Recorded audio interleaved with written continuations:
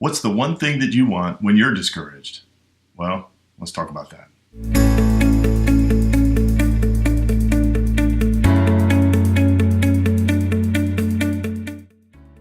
Hey everybody, I'm Scott Vermillion, and today we're going to continue our series in Philippians talking about the ties that bind. What we're trying to do is find unity in the face of division.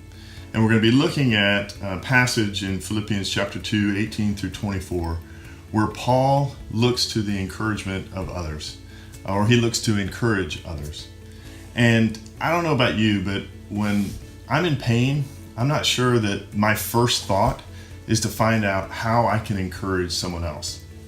But this is exactly what Paul does. You see, Paul is in prison at this time, and he has all the right in the world to get the focus on him, to say, hey, I need a little relief. I know when I'm in pain, whether physically or emotionally, I want the focus to be on me. I want the focus to be on how do I get out of that pain. But for Paul, as he's thinking about the Philippians, he's not concerned about his own situation and his own crisis that he's facing. Instead, he's concerned about the Philippian church. And what he does is he looks to the interests of others. In fact, what he does is he sends someone to the Philippian church. He sends Timothy. And in this, he describes Timothy as someone who is not like anybody else. He looks to the interests of Jesus Christ. And I love this passage. I love the fact that Paul would take one of his primary encouragers and send them off where he would be alone, but he would take joy in receiving news about what's going on with the Philippians.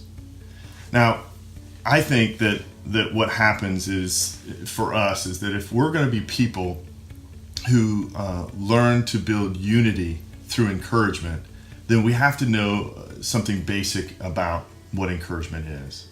You see, the way I look at it is encouragement is fuel for life. I know that if I don't have encouragement, I run out of gas and the world becomes darker and everything around me looks a little more sour than it probably really is. And when people encourage me, it's like filling my tank. It just gives me fuel, it gives me energy, and it gives me the energy I can tackle any problem.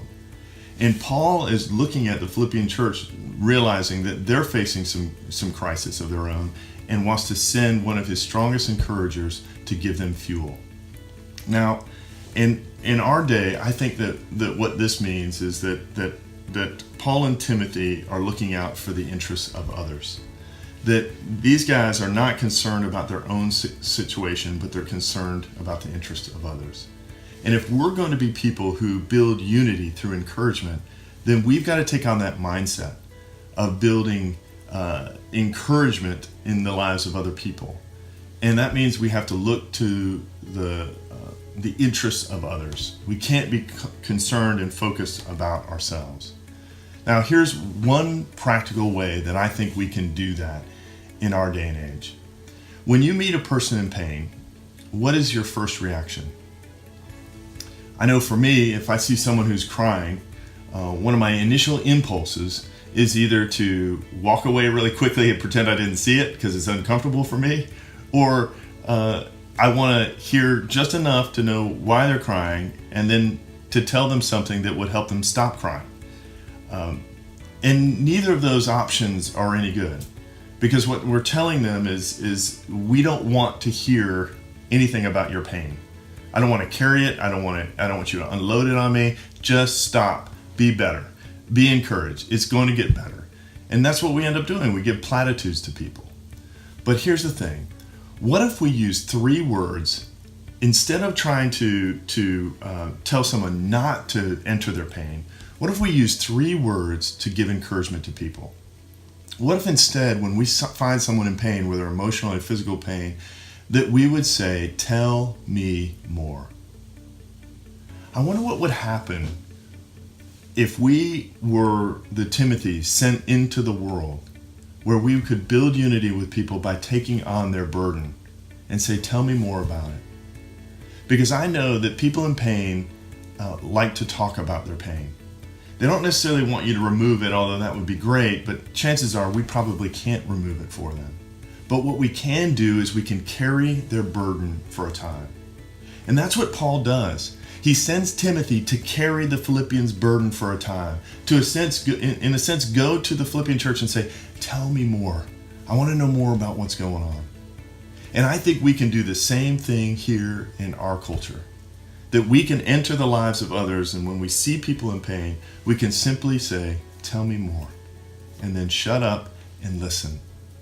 And in the time of doing that, it might be the first time that this person has ever shared the burden that they're carrying. And that would be a relief.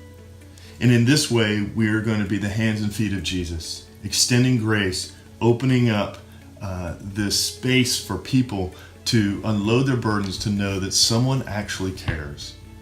And in just by using those three words, tell me more, we're going to be building encouragement in the lives of other people.